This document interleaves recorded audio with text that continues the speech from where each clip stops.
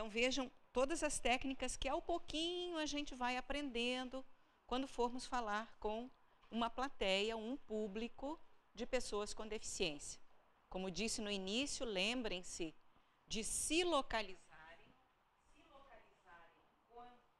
sem microfone e ao falar, falem com o microfone para baixo dos seus lábios. Como eu disse antes, há pessoas que fazem a leitura labial, né? Então precisamos estar com esta área da boca, sem bigode, sem cavanhaque, para podermos nos comunicar com a pessoa oralizada, né? O surdo oralizado. Muito bem. Nós vamos tratar do concurso público. E aí vocês vão dizer, não, mas isso não é matéria fora, extra, Ministério Público, lá dos órgãos de execução? Também. Lembrem que nós também fazemos Ministério Público, fazemos concurso público. Nós também compomos os nossos quadros, seja para membros ou para servidores. Então, precisamos ter a exata compreensão do que é que significa o concurso público, o que significa uma reserva de cargos, o que é que significa uma reserva de vagas no concurso público e o que é que significa um percentual, que no nosso decreto 3298 fala em 5%. A que se destina? O que é equipe multiprofissional? Quais as atribuições da equipe multiprofissional? Por que é que temos que ter em mente que a equipe multiprofissional é fundamental para que a pessoa com deficiência, servidor com deficiência ou empregado público com deficiência possa livremente, autonomamente e demonstrando todos aqueles requisitos da Lei 8.112, pontualidade, eficiência, produtividade, possa exercer a sua função. Então, tudo isso a gente vai, nesse espaço de tempo que nos é reservado, tentar salientar para que possamos efetivamente fazer bons concursos públicos, adequados concursos públicos acessíveis, que, como vimos, a acessibilidade vem compondo direitos, é um direito fundamental e que perpassa por várias áreas, né? Arquitetônica, de serviços, e o concurso público também é um direito constitucional, como estamos vendo ali. Está previsto na Constituição da República, no artigo 37, inciso 8, que contém dois outros grandes princípios, que é o princípio da acessibilidade, essa acessibilidade na acepção a cargos, né, a provimento de cargos, que está no inciso 1 do artigo 37, e o próprio concurso público, que também é um princípio fundamental. Vejam que interessante. O concurso público, ele engloba princípios de acessibilidade a cargos, provimento de cargos, e o próprio concurso público, que é um princípio em si. Pois muito bem, se temos a Constituição, diríamos, está tudo ganho, né? Direito constitucional assegurado. No entanto, a nossa Constituição remete à lei, às regras do concurso público. E aqui é que começamos a ter problemas. Por quê? Porque cada estado, cada município, cada empresa pública, cada empresa de sociedade de economia mista, cada órgão do legislativo, do judiciário, do Ministério Público, da Defensoria, fazem regras, compõem regras de concurso público que acabam impedindo o acesso do candidato com deficiência a essas eventuais vagas no concurso público e aos cargos públicos propriamente ditos. E aí os senhores diriam, bom, mas como solucionar o problema? Solucionar o problema seria efetivarmos boas leis estaduais e municipais, boas regras, adequadas regras, observando a nossa legislação. E hoje não temos mais saída. Por quê? Com o advento da Convenção sobre os Direitos da Pessoa com Deficiência, que a gente coloca CDPD, quando vocês virem essa sigla, ela está se referindo à Convenção sobre os Direitos da Pessoa com Deficiência, equivale, as regras da Convenção, equivale às regras constitucionais, porque a Convenção se trata de uma norma, de um tratado internacional de direitos humanos. E ela foi aprovada no nosso sistema jurídico equivalente à regra constitucional lá do artigo 5º, etc, etc. Ou seja, teve votação especial, teve votação qualificada para que se tornasse um tratado internacional ratificado equivalente à emenda constitucional. Então vejam como é importante a Convenção, como é importante nos apoderarmos da Convenção e auxiliarmos e fazermos a implementação dessa Convenção, adaptando todas as regras atuais existentes. E naquilo que for incompatível, já sabemos, revogado estará. Quais são os elementos essenciais dessa Convenção sobre os Direitos da Pessoa com Deficiência que nos diz qual o critério a ser adotado? Artigo 3º, começamos lá. Está aqui, olha, gente. Se quiserem acompanhar, está aqui nessa cartilha do Ministério Público, do Conselho Nacional do Ministério Público, que traz a Convenção sobre os Direitos da Pessoa com Deficiência. Não é pouco, é regra de equivalência constitucional. Então, vamos lá. Na página 26, nós temos o artigo 3º. Por que esse artigo 3º é importante para nós? Porque ele traz uma previsão que trata da igualdade de oportunidades. Lá na letra E, vejam lá. Um dos princípios fundamentais da Convenção é de que a pessoa com deficiência precisa interagir neste mundo em igualdade de condições, em igualdade de oportunidades. O que significa dizer? Que onde ela estiver em desvantagem, nós podemos utilizar de um determinado mecanismo que se chama ação afirmativa, todos aqui devem conhecer a prática, para que esta pessoa alcance a efetiva igualdade. Essa igualdade de oportunidades, um dos reflexos da igualdade de oportunidade, nada mais é do que o concurso público, a reserva de vagas em concurso público. Quando aplicamos o princípio da igualdade de oportunidades, estamos aplicando a Convenção sobre os Direitos da Pessoa com Deficiência. Então, vamos ticar, vale para nós. O nosso sistema está adequado à atual Convenção sobre os Direitos da Pessoa com Deficiência. Depois, na letra F, trata de um outro grande princípio, todos eles são importantes, mas eu estou enfatizando aqueles que nós vamos utilizar. Trata do princípio da acessibilidade, que a doutora Rebeca enfatizou, que a Bernadette enfatizou quando falou de todas as concepções técnicas e quando a doutora Ana Carolina falou do atendimento prioritário. Também é um grande princípio utilizado no concurso público. Por quê? Porque é por meio de mecanismos de acessibilidade que nós vamos conferir igualdade de oportunidade à pessoa com deficiência, ao candidato com deficiência.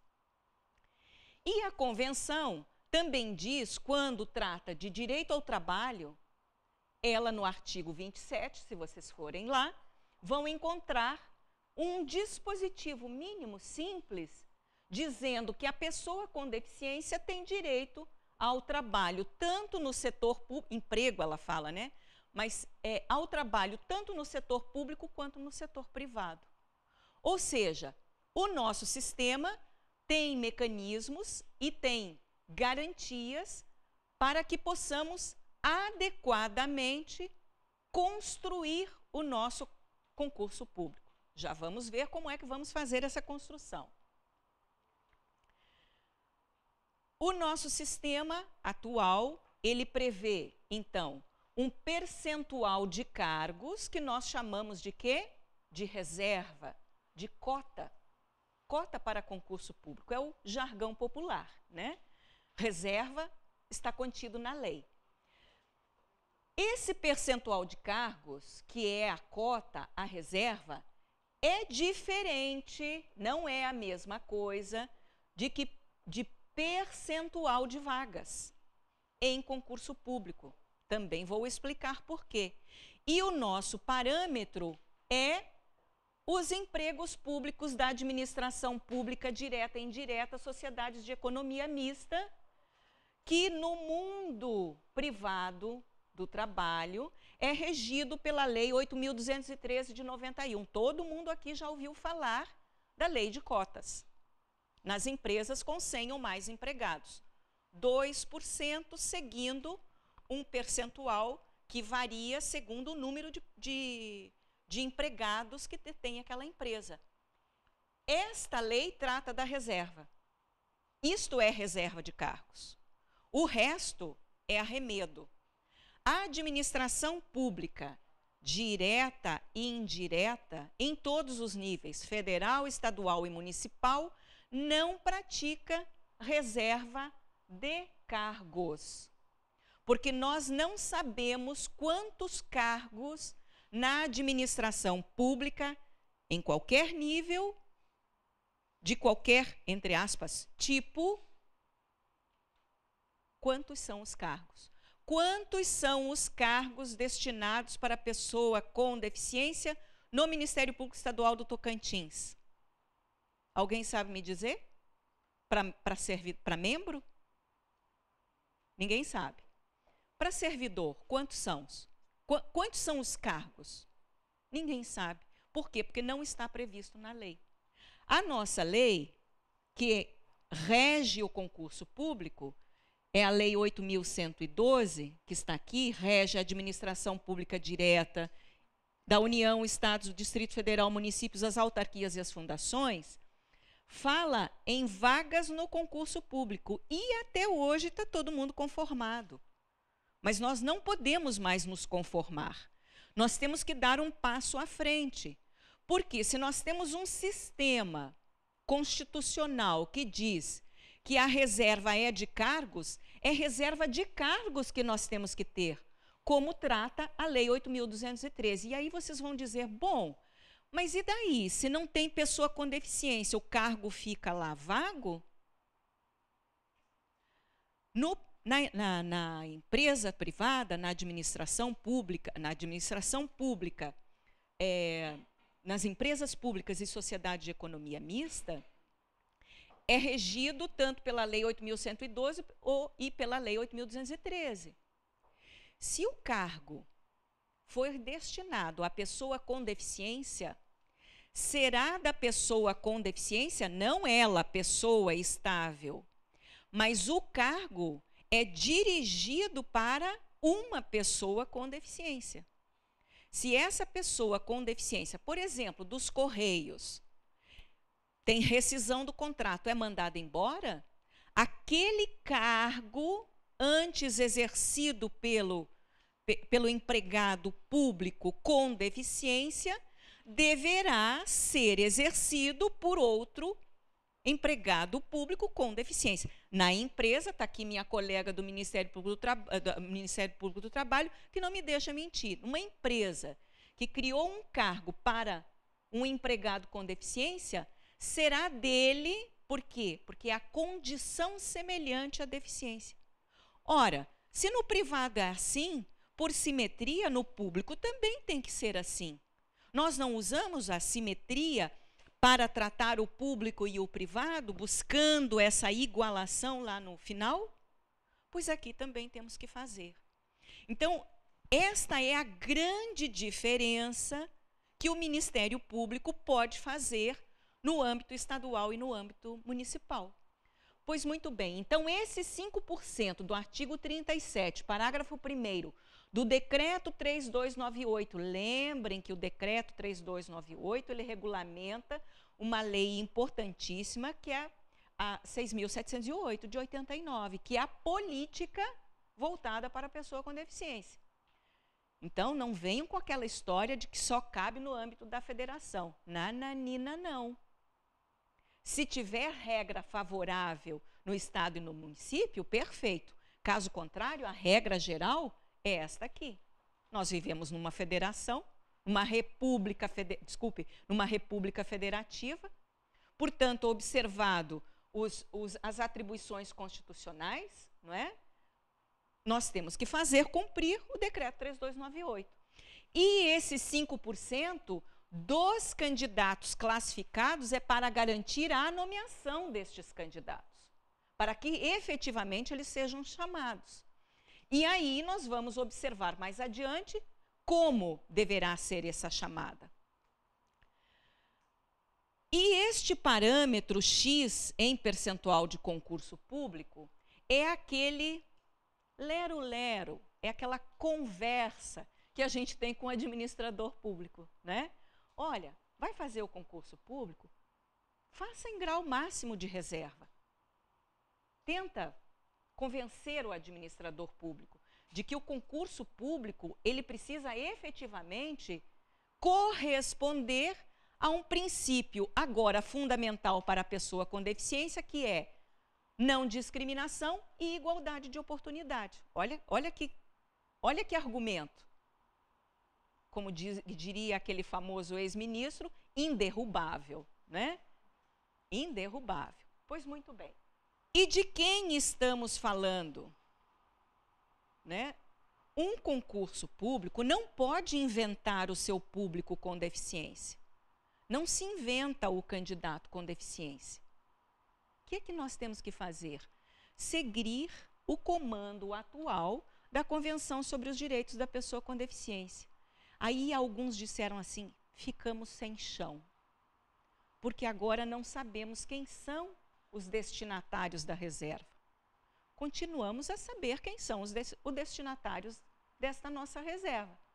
Só que agora nós temos uma categoria a mais. Além de todas as outras que tínhamos, física, sensorial com o auditivo e visual, agora e intelectual, e já vou falar do intelectual, da necessidade de adaptação dos concursos públicos para pessoas com deficiência intelectual. Olhem o que eu estou dizendo, isso é direito constitucional. A pessoa com deficiência intelectual também tem o direito de acessar cargos e empregos públicos. Se você fizer um concurso público que não exija aferição de conhecimento técnico e esse concurso possa ser adaptado, um exemplo, auxiliar de merendeira, só para vocês terem ideia. Esse concurso, as provas do concurso podem ser adaptados para pessoas com deficiência intelectual, déficit cognitivo. É só falar melhor, dizer melhor qual é a pergunta, adaptar sem abstrações e você poderá medir a capacidade deste candidato com deficiência intelectual. E por que eu estou dizendo que é possível? Porque voltamos lá à simetria no privado. Nas empresas privadas, quando, por exemplo, fazemos a aprendizagem, a pessoa com deficiência intelectual, inclusive, ela participa da aprendizagem. Temos regras a partir dos 14 anos até 24 anos, é a regra da aprendizagem, né? Salvo em caso de deficiência. Mais uma ação afirmativa. Por quê? Porque para pessoas com deficiência, são levadas em conta as habilidades. Então, mais uma vez, por simetria, vamos levar em conta as habilidades da pessoa com deficiência intelectual para os concursos públicos. Voltando, então, nesta gama, nestas categorias, o que é que nós temos de novo aqui? Claro, um conceito completamente novo, uma visão completamente nova do direito, deste sujeito de direito, que é não enfocar a pessoa, mas sim os seus impedimentos de longa natureza frente a quê? Frente ao mundo, frente ao ambiente. Se esse ambiente fosse acessível, esses impedimentos não existiriam ou seriam minimizados. Mas como existe a barreira, impede a participação plena, e esses impedimentos são o quê? Ao contrário, potencializados. Percebam como o conceito ele é importante para nós. E aí, dentre essas categorias, somou-se aqui as pessoas com deficiência mental, que a doutora Carolina, agora antes, já disse, olha, ainda não temos delineado quem é este grupo, mas dentro deste grupo podemos já trazer os transtornos mentais, tudo que for ligado à saúde mental, Roseli, tudo, né? Tudo que for ligado à saúde mental, desde que estes impedimentos sejam de longo prazo e que, na interação destas barreiras, possamos efetivamente dizer estamos diante de uma pessoa com deficiência mental que precisa da proteção e da tutela deste direito. Correto? Então, a única diferença agora é que nós temos somadas as outras naturezas, física, sensorial, intelectual, a mental. E aí temos que definir quem são os transtornos mentais, os espectros de autismo, né, as esquizofrenias, as bipolaridades. Né? Então, não podemos ainda avançar muito, porque ainda temos que entender, e mais que isso, conhecer quem são essas pessoas, porque elas estão invisíveis. Ainda, nós não sabemos quem são. Né? Pois muito bem, então vamos aqui para o prático, né? Para o prático mesmo. O edital de concurso. O que é que ele tem que conter para poder respeitar todos esses princípios e direitos? Está lá. Aqui. Um edital de concurso público necessariamente tem que conter requisitos da inscrição, previsão de apresentação do laudo médico sem ônus para o candidato, correto? Porque o candidato com deficiência não pode ser penalizado de ter que enviar o seu laudo médico por SEDEX, por não sei o que lá, onerando a sua inscrição. Esse é um ponto que nós temos que observar. O número de vagas que são reservadas naquele concurso público, volto a dizer, o número de vagas do concurso público. Não é desta especialidade, daquela carreira ou daquela divisão geográfica. Não, é o número de vagas do concurso público e aplica-se o percentual, que pode variar de 0,1 até 20%, segundo a Lei 8.112. O percentual da reserva definido, aplicado, dito claramente qual é, a descrição das atribuições e das tarefas. Aí vocês vão dizer, mas para que isso? Porque isso é um princípio básico da autonomia que a gente quer buscar para a pessoa com deficiência e da autonomia de decisão de querer fazer o concurso público. Porque se ela sabe quais são as descrições da função, do cargo e as tarefas a serem desenvolvidas, ele julgará se ele é capaz ou não de desenvolver essas tarefas e essas funções. Então, é dele a decisão, e aí eu não preciso dizer mais nada para vocês, de toda essa jurisprudência caquética, velha, destituída de humanismo, que diz que o administrador pode escolher qual é a função. Então, agora é um cargo de médico, então, 100%, aquela coisa horrorosa da aptidão plena, né? Ora, o que é aptidão plena? Todos nós temos aptidão plena, inclusive a pessoa com deficiência. A pessoa com deficiência tem impedimentos e não falta de aptidão plena. Correto? Então, esta é uma regra importante no edital, e lembrem que o edital é a lei do concurso público, porque é ele quem tem que decidir, ele é que tem que resolver se ele será capaz de desenvolver as tarefas daquela função. Ou seja, se aquela pessoa, né, aquele candidato com deficiência mental, porque ele está dentro do espectro, né, do autismo, né, esquizofrenia, desculpe, ele, imagina o brilhantismo, né, a complexidade das questões que ele resolvia, né, e se ele fosse impedido de fazer um concurso público na universidade, onde ele era professor, né? Imaginem isso. Então, é da pessoa o direito de escolha, assim como é o direito de escolha de cada um de nós que não temos deficiência, ao vermos um edital de concurso e dizermos, eu tenho preparação acadêmica, né, ou não, e poderei ou não fazer este concurso, né? A acessibilidade das provas, outro princípio fundamental, já dissemos lá no começo, a acessibilidade é direito fundamental.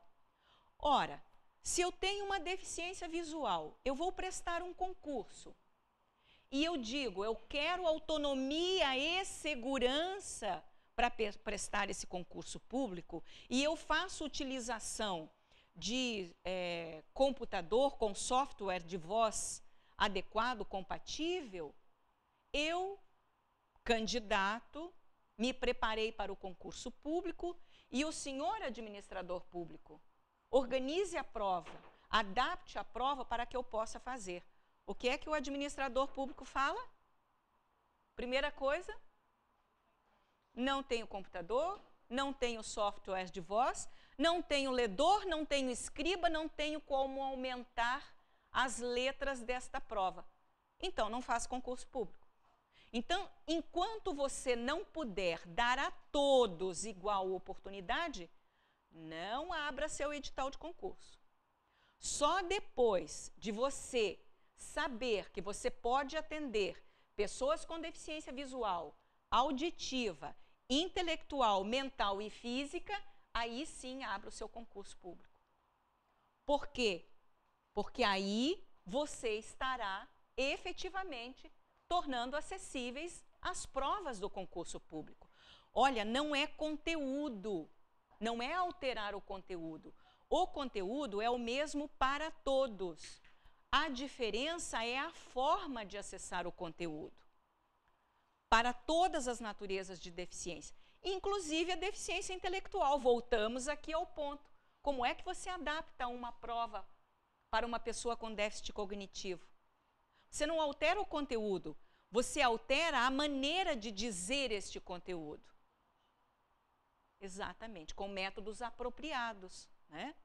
Então, percebam que a acessibilidade é o elemento agregador para esse candidato que já decidiu, já viu que tem percentual de reserva no edital, já sabe qual é esse número, já fez a sua inscrição, já apresentou, já demonstrou a sua condição de deficiência e ele ter a certeza de que ele vai ter provas acessíveis e locais de provas acessíveis, porque se ele chegar no local de prova, estiver em cadeira de rodas, tiver uma mesa acoplada, o que vai acontecer? Ele não vai poder fazer a prova. Ele precisa de uma cadeira separada da mesa. Desculpe, uma cadeira separada da mesa não. Um tampo separado do banco, não pode ser uma cadeira acoplada. Ela tem que ser adaptada à sua necessidade. Pois muito bem. Este local de prova, então, além das provas propriamente ditas e do local de provas observadas todas essas questões arquitetônicas, tem mais um detalhe. Que local de prova é? Como é que eu chego nesse local de provas? Eu chego de ônibus? Tem ônibus acessível? Tem linha regular? Não, é sempre não. Então, que administrador público é esse que não pensa que dentre os milhares de candidatos terá uma pessoa, ou duas, ou três, ou 10, não sabemos quantas, candidatos com deficiência que precisam de transporte público coletivo, para todos, acessível, linhas acessíveis para chegar ao local de prova. E não é só para a pessoa com deficiência, não. Um local de prova tem que ter transporte público, porque nem todo mundo tem carro. Aqui tem que ter, lá em Brasília também, né? Percebam como a questão, ela se avoluma e ela é de tão fácil solução. Este curso de formação também tem que estar na previsão do edital, tá, gente? Com todas as adaptações possíveis e necessárias. O estágio probatório.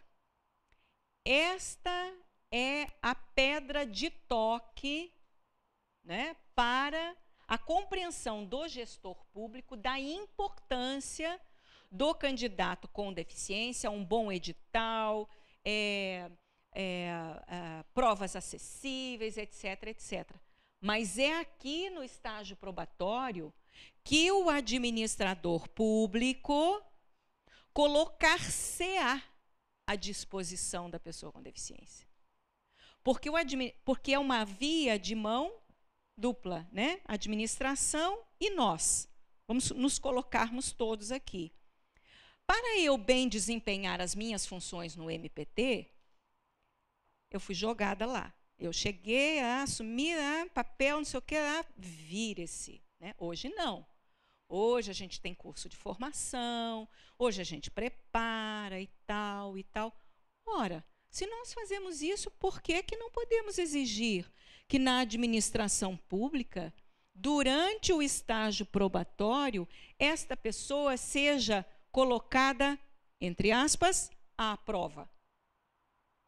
Para ela demonstrar a sua capacidade, as suas habilitações, mas não é só dela para com o administrador.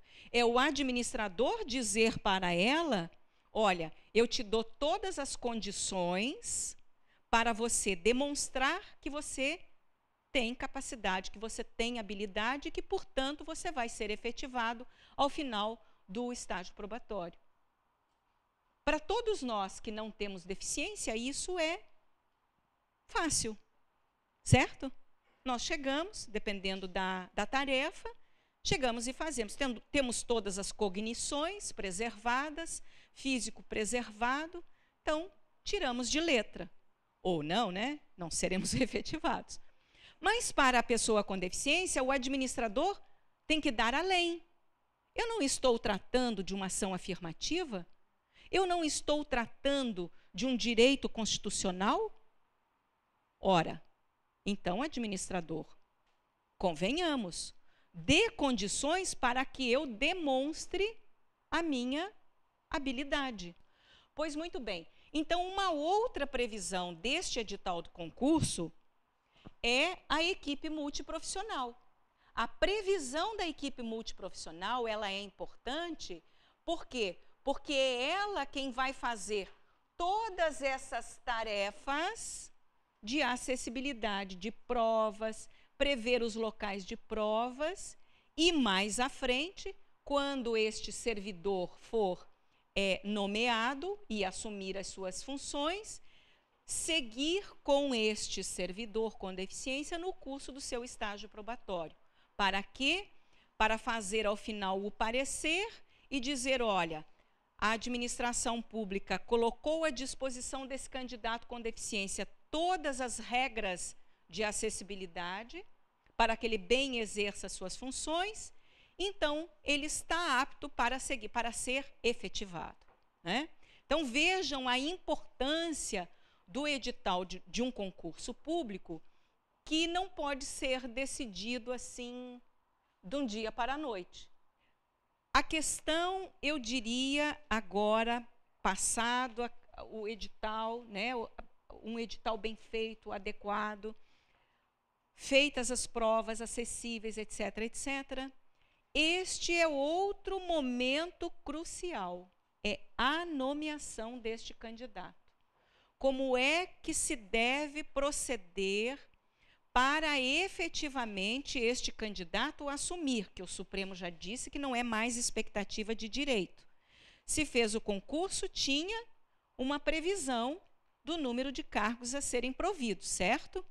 Então, salvo questões extraordinárias, o administrador público estará autorizado a não chamar aquele grupo de pessoas que se classificaram no concurso público.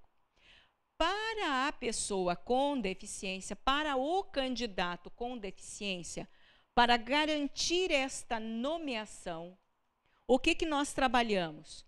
Com a lista geral, previsto no artigo 42 do Decreto 3298, aqui.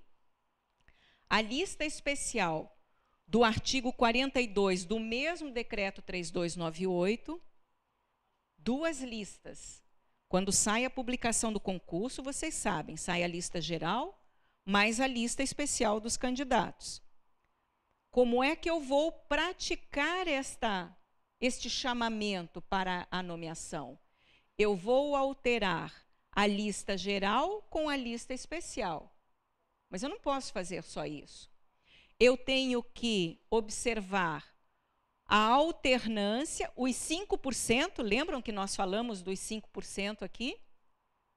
Aqui, o mínimo de 5% das vagas em face da classificação. Então, nós vamos pegar esse percentual de 5% e vamos aplicar aqui para fazer essa nomeação. Então, nós vamos utilizar a lista geral, a lista especial, ora uma, ora outra, observados os princípios da alternância e proporcionalidade que estão lá, artigo 37, parágrafo 1º e o artigo 42, e a proporcionalidade, artigo 37, parágrafo 1º. Isso aqui está tudo dentro do decreto. Pergunta-se se pratica.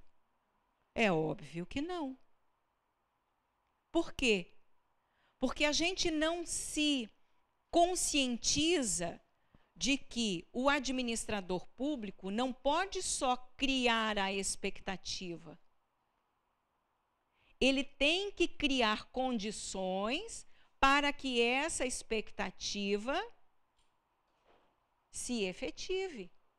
E ela está aqui. Este é o momento crucial. Eu só vou poder dizer que se completou o ciclo deste percurso, né?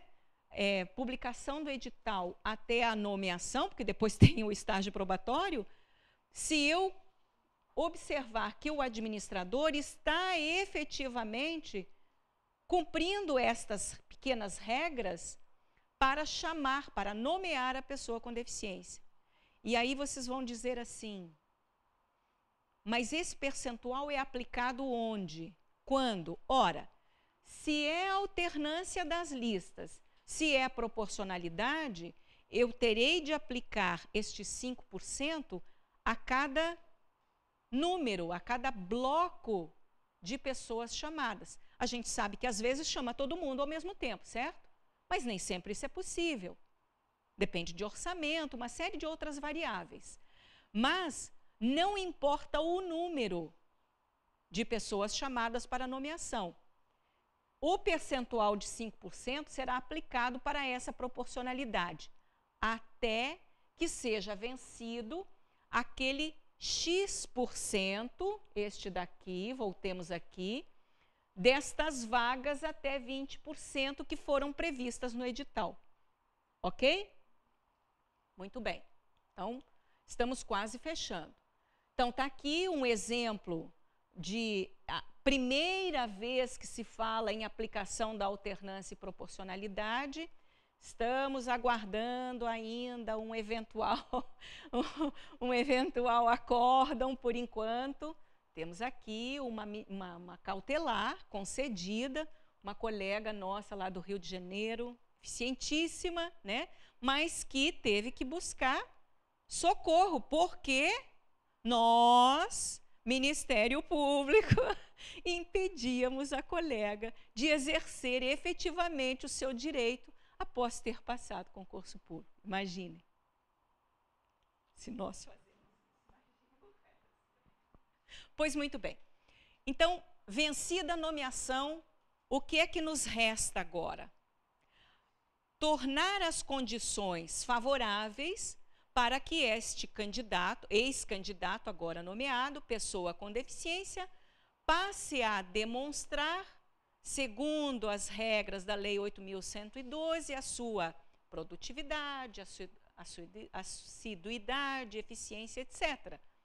Para isso, ela deverá contar, como diz o Decreto 3298, mais uma vez, no artigo 43, com uma equipe multiprofissional, composta por 3 profissionais da área da deficiência, sendo 3 profissionais da área da deficiência, sendo um médico. Olha o que eu estou falando. O que acontece?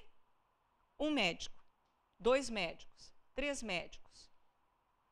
E por que não é médico só? Porque a deficiência não é doença.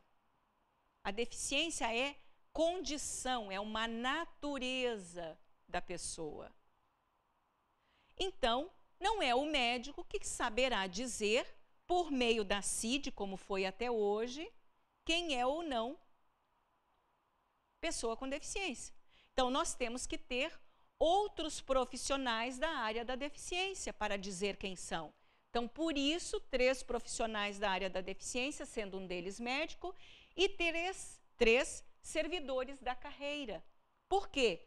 Porque estes servidores contribuirão para dizer, olha, essa tarefa exige este tipo de habilidade. Aquela tarefa existe aquele outro tipo de habilidade. E este conjunto de pessoas é que definirá, né, qual a melhor maneira para que a administração pública, para que o gestor público atenda aquele agora, né, servidor público ou empregado público, no caso lá na iniciativa privada, certo?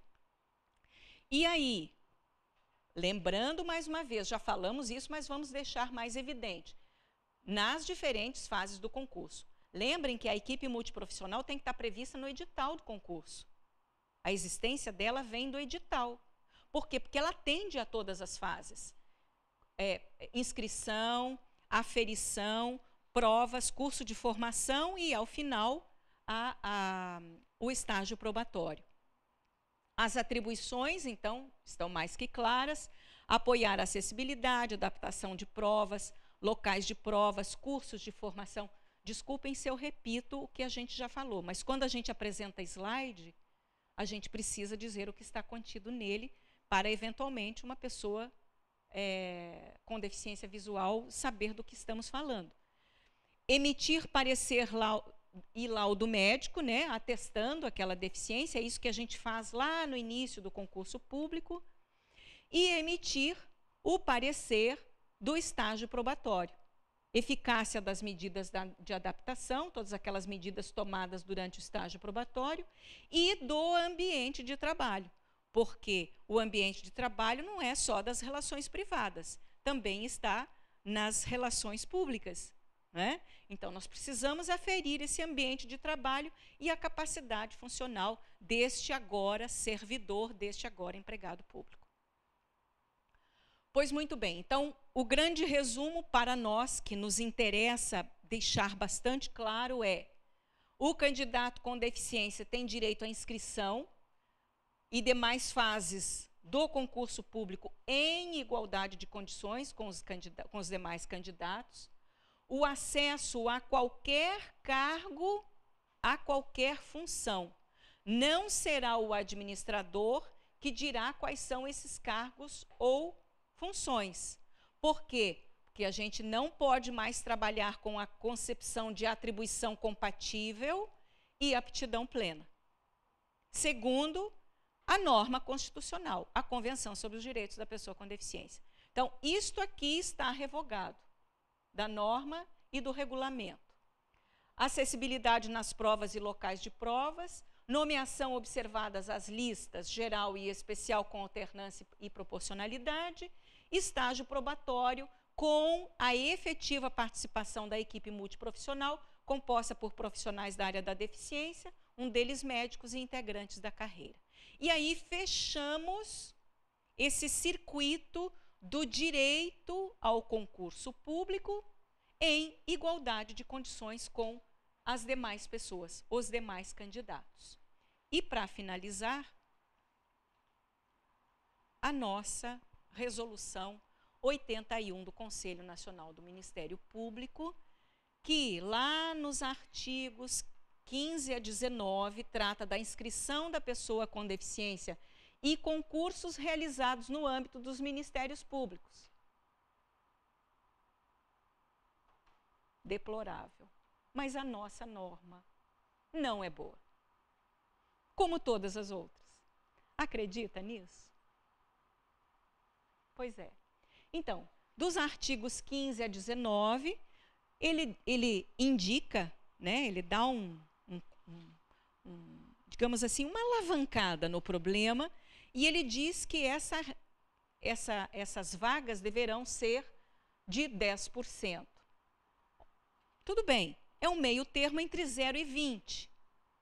Mas se nós estamos numa ação afirmativa, buscando essa igualdade de condições, tentando recuperar um tempo passado de exclusão dessa pessoa que não frequentou escola, que não se preparou e que, portanto, hoje precisa dessa medida de ação afirmativa para ingressar no serviço público, nós temos um meio termo. E aí eu colocaria 20%, mas tudo bem, vamos dizer que o meio termo está bom. Aí ela diz, a nossa resolução 81, equipe multiprofissional composta por 3 profissionais, um deles médico. E o nosso regulamento diz 6 pessoas. 3 profissionais, um deles médico, e 3 candidatos da carreira.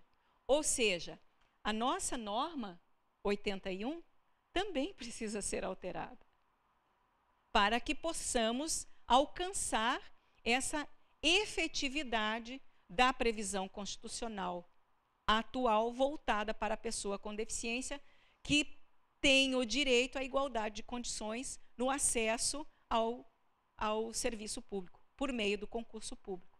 Então, podemos sim, nós, membros do Ministério Público, melhorar o nosso texto da Resolução 81, de maneira a potencializar o acesso ao concurso público e, mais que isso, dar o exemplo, dar o bom exemplo para o administrador público, que é isso que nós buscamos. Agradeço a todos e, para finalizar, peço que vejam nos seus CDs, nós estamos com um guia de atuação ministerial, com pequenas orientações voltadas para os órgãos de execução quando forem tratar do concurso público. Este guia, colegas, ele está sendo validado. Então, a partir de agora, receberemos de todos sugestões para a melhoria do texto, ok? Obrigada a todos e vamos esperar que consigamos efetivamente implementar a Convenção sobre os Direitos da Pessoa com Deficiência. Se conseguirmos fazer isso, eu acho que seremos efetivamente uma instituição inclusiva. Muito obrigada.